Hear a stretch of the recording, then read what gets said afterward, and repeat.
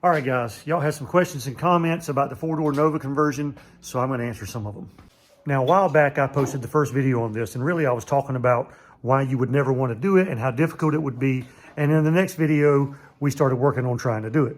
So the first thing I did was clean it up a bunch, make a bunch of marks, and cut the top off of it. Once I got that done, I had other projects that were pressing, and I knew this was going to be a long project, so I pushed it to the side while I did other stuff. And then in the last video, I cut the top off of the front section of a two-door car that I have and put it on here. Now, a lot of questions about this. I'm going to kind of go to them not necessarily in any order. In the other video, when I cut the top off this thing, a lot of people were like, hey, you cut the roof off, you ruined it, it'll never drive straight again. I mean, that's not true. It's fine. Now, I'm not jacking the car up, I'm not twisting it, stuff like that. The roof structure gives it torsional resistance, and the floor pan gives it the, I don't know what resistance you call it, but it's not going to fold up the way it is. There's plenty of strength in the floor pan like it is right now. Looking at it, your leaf spring stops right about here, and that's holding that part up. Your subframe stops right there. So you've only got a little bit of area here. And yeah, the floor's rusted, but the transmission tunnel and both your rocker are pretty strong, so you don't really have to worry about this thing folding up. Now the roof, without the roof on there, it will twist this way front to back, and that's not a good thing, but it's sitting on a flat level surface, or mostly flat level surface. So as long as it doesn't get twisted around while I'm putting other stuff on, it'll be fine. And a comment on the most recent video was cutting the A-pillars and worried about those. I should have put some reinforcement on the inside because it's dangerous. Well, not really. Now, some people suggested that I should put some reinforcement on the inside and some plug wells along the A-pillar and stuff like that, but there's no need to do that. Once this is welded all the way around, because it's hollow and it's shaped like this. So once I weld it all the way around, because I can get all the way around, once all that's welded, it'll just be solid steel from top to bottom, just like the factory. So it's not going to be a weak point.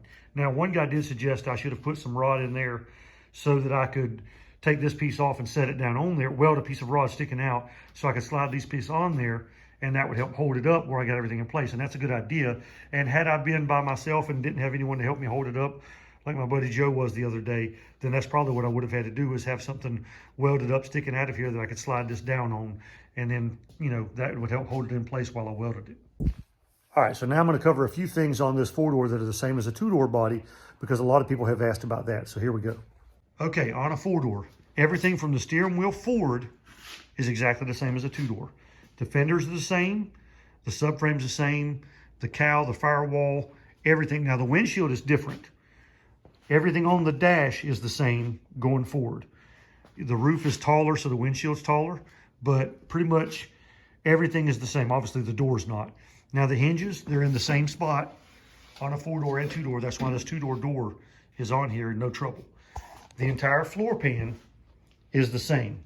The rockers are the same, except for maybe, and I haven't checked this yet, where the seal plates bolt in. I think these rockers have different holes, but the rockers are the same length and the same width and shape as the two-door and four-door. Those are both the same. Now, like I said, there may be a little bit of difference where and they may have just double holes drilled. I'm not sure how that works. I haven't put a seal plate on there to check, but the rockers are the same length and shape. The seat belt holes, all that stuff are in the same exact spot. Your rear package tray, seat back, all that stuff, it's the same. Goes into the floor, all that's the same. Trunk pan, completely the same. Deck lid is the same. Your deck filler is the same. Now your rear windshield is different, and it's at a different angle than the two-door because they raised the roof up to give the people in the back seat more headroom. The rear seat, the top of the rear seat is the same. Well, it works, and I haven't really noticed a difference. I've used some of the tops before. The bottom of the rear seat will work. It'll go into a two-door just fine. But the bottoms are rounded around, the corners are rounded so that people can get their legs in with the back door open. So they're not squared off and straight like a two-door car. Now they will fit in a two-door car without any trouble, but they may not go all the way to the edges of the side panels and all that stuff. It may not fill up the same. Now the rear end is the same, obviously. The drive shaft length and all that stuff is the same. The wheelbase is the same from a four-door to a two-door. Your outer and your inner wheel houses are the same. This bracket right here on the four-door is part of the inner sail panel and goes down to the inner quarter, or actually the inner door jamb. On a two-door, This is part of the inner sail panel, goes up, goes down to the inner quarter where your window regulator and all that bolts up. But on the two-door, this panel right here is shaped different, and it's on the outside, bolted to or welded to the outside of the outer wheelhouse here instead of on the inside like the four-door. But other than that, I'm going to cut this one out, and then the new section will weld in here. And then pretty much everything from here back is the same as a two-door. The bumper, you know, rear taillight panel, all that stuff, deck lid, all that is the same. Trunk pan, all the same. Now, a lot of you have suggested that I just go ahead and scrap the two-door thing and turn this into a convertible. Well, a couple of problems with that. First, it would be a roadster, not a convertible, because to me, a convertible, the top goes up, the top goes down, or the top goes on and comes off.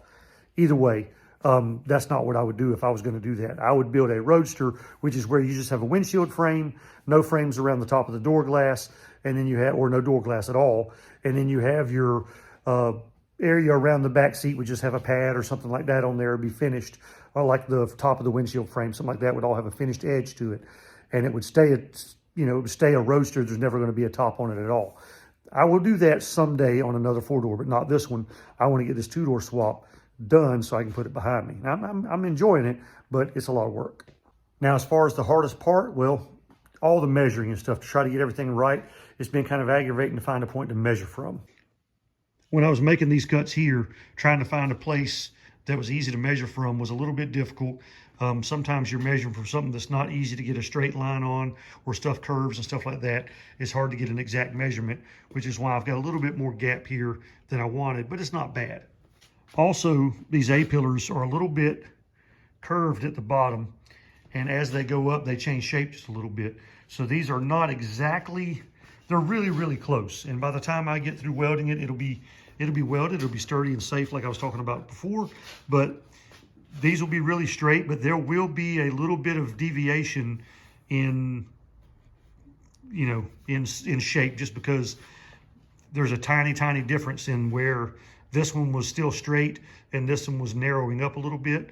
So there's a little bit of difference there. I mean, it's very, very small, but you can tell. I mean, right here, this is flush going up. It's flush where the windshield sits, but this in here, this part right here seems flush. This part is not, and maybe it's warped. I'm not sure, but I really haven't put any heat to it other than a little bit of tack weld.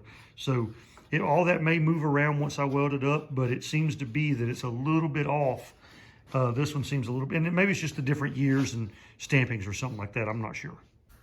And the other hard part is really cutting the other car off of the rest of the two-door car that I'm using as a donor, cutting that off of the rest of the body. So what I'm doing with that car, I've basically left the inner structure attached to the rocker, and the outer, a little bit of the quarter panel attached to the rocker. And then the quarter panel pretty much goes up here and stops about where this one starts. And I'll have to cut some of that out to have access to this. So it's a lot of cutting, a lot of trimming, because I was trying to save all the parts I needed. I had to flip it upside down to get to the parts I needed to save on the bottom and cut the rockers and stuff off the bottom of the inner quarter. Now, I don't suggest trying to do this at all. This is really a dumb thing to do. I'm starting with two very, very bad cars. The two-door that I was starting with, it would maybe be worth saving. And for me, that's saying a lot, because I like saving stuff that most people wouldn't save. But it would barely be worth saving if it had a VIN, because it was in pretty rough shape. Even the stuff I'm putting on this car is still in really bad shape. I'm still going to use it. But the two-door that I started with didn't have a VIN. It was really, really rough. And the four-door here, well, it's a four-door. The roof was rusted, and the bottom's rusted, the trunk's rusted. So it's got a pretty good bit of rust in it. Now, it's all fixable, well, except for the roof, because you can't get those. But it's all patchable, but it's still going to be a four-door. And I really didn't want to put that much work into a four-door. And, the two-door conversion seemed like a good idea. Works for DD Speed Shop. He's done about 10 of them on the Tri-5 Chevy, which is pretty cool. But I figured I'd try on a Nova. A lot of people had asked if it could be done, maybe thought it was easy. So I'm trying to show how difficult it is. And it's probably a really bad idea for anyone, even for me, to do this. I'm going to have to cut this roof skin off. I'm going to have to cut both quarters completely off and replace both quarter panels on. So it's a lot of work. It's a lot of expense. And the reason I have to cut the roof skin off is because all this inner structure right here is going to have to be welded back. I can't do that with the roof skin in the way. This roof skin's rusted pretty bad anyway, as is the back of the windshield channel is actually okay. It's on the front, but on the back of it, it's gone. It's not existent. It's not there. But to weld all this stuff back like it needs to be, I'm gonna have to have the roof skin out of the way. Now, I'm gonna get everything in place and get the inside of this tacked in first on both sides before I take the roof skin off. And I'll get it all tacked in before I take the rest of the quarters off, because I've still got the door jamb section of the quarter on there so that I can use my door stuff to line that up when I get the roof and the 2 quarter sections set on the body. So I'm going to use that to line some stuff up, but then when I'm ready to put the rest of the body together, I'm going to have to cut the roof skin off and replace it, or at least cut sections out and then patch it back. I may do that because it depends on how nice I'm trying to make this thing. I'm not sure yet, but I will have to replace both quarter panels. Now, there's a little bit of quarter panel left on this one. That side is smashed up. It's bashed in the back. So this thing's getting a bunch of new metal. It's going to get a new deck filler. It's going to get a trunk pan. Either I'll fabricate one or I'll patch that one. It's going to get some, floor pan patches. It'll get a tail light panel.